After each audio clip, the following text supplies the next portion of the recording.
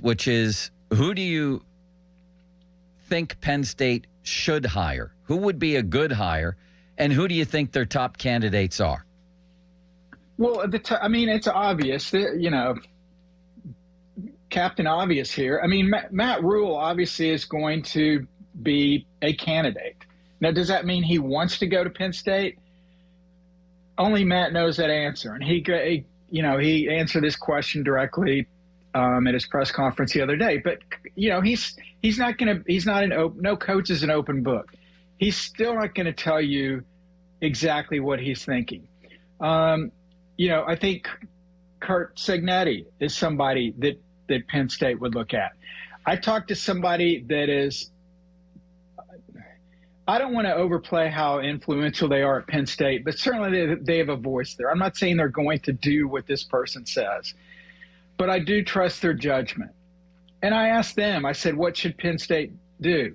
And this person told me the person that they would hire, and then they prefaced it with, there's no way they're ever going to hire this person, who I think would do a really good job there, is Greg Schiano at Rutgers.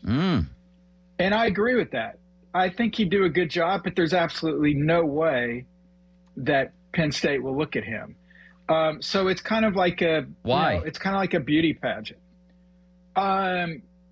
Probably because because of perception is reality, and the perception of the Penn State fan base would be, we're hiring a guy at Rutgers who hasn't won anything.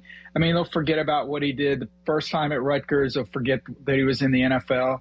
I mean, it's all perception now. Right. Wouldn't the same reaction wouldn't the reaction be similar for Matt Rhule, who's never won anything? Well, here's the difference for that. So Matt Rhule, I don't have it. You guys may have the number right there in front of you. He's got a horrible record against AP top 25 teams also. Right. 2-23. So here's a big difference. Yep. Okay. His 2-23 was at Temple, was at Baylor. Some of that's at Nebraska. None of those programs are at the level of Penn State. So what I'm saying is, and you can easily look this up, I would be fascinated to know his win-loss record against top 25 teams when he's favored in those games or when he's an underdog. I'm just guessing, but based on his previous stops, he's probably been an underdog in 80% of those games. So he's lost basically, most of the games he wasn't supposed to win against teams that were perceived by the rankings and perceived by the point spread to be better than him. That happens pretty much every coach. The difference with James Franklin was he's at a place, Penn State, where, they were on equal footing for a lot of those games that he lost as a ranked team. Certainly he was an underdog in some. So I don't think it's just an apples to apples comparison. Well, Matt Rhule sucked against ranked opponents. Franklin sucked against ranked opponents. So we can't go with Rhule. I think it's totally different because of where Rhule was at. And like I said, I would, again, just estimating without having a schedule in front of me, that, at least 3/4 of those games, he's probably an underdog in. So, you're going to, most of the time when you're not favored and you're playing a ranked team, you're going to lose unless you're Nick Saban. Brett, Curt Cignetti is a very popular name that's being thrown around in the carousel. He's also a Pittsburgh guy. And one of the things that many people are saying is, would he leave Indiana, and would it be a good thing to leave Indiana right now? How good of a job do you view Indiana football to be, and how much of a step up do you think Penn State is from it, if you view it that way? No, it's absolutely a huge step up. But again, when everyone's trying to, I understand you want to figure out the next jump for all these coaches and stuff.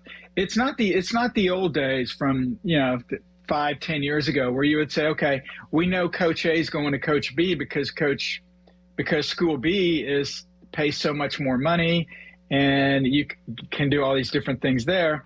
The money is pretty similar, at these different schools. There are exceptions; they're not all equal, but you can't. It isn't a huge disparity like it used to be.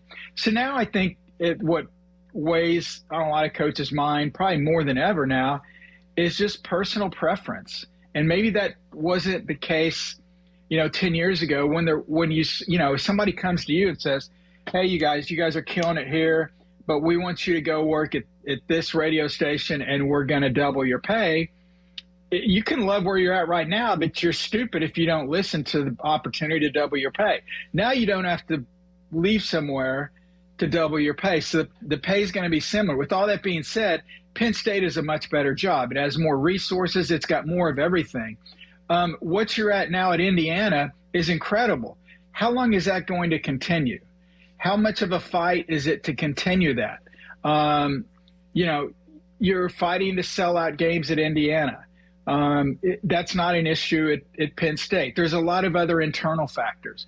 Recruiting-wise, how much easier is it to recruit at Penn State? How much easier is it to get guys through the portal at Penn State compared to Indiana? Again, I don't know the ins and outs of either school, but seems pretty obvious it's going to be easier to acquire players at Penn State than it would be at Indiana. It doesn't mean you can't win at Indiana. I mean, heck, they may end up running the table and be the number one seed going in the playoffs. You never know. That's great. That can happen.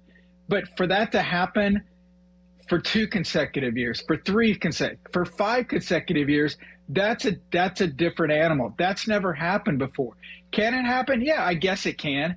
But there's a reason the same teams are in the playoffs every year, because they've got that infrastructure. They've got that following. They've got I buried the lead. They've got the money. I don't think Indiana's at that level. It doesn't mean Signetti can't stay there and be happy there and succeed there. I just think long term, if you look 10 years down the road from right now, is Penn State going to be in a better position than Indiana, regardless of who the coaches are? I would bet yes, absolutely.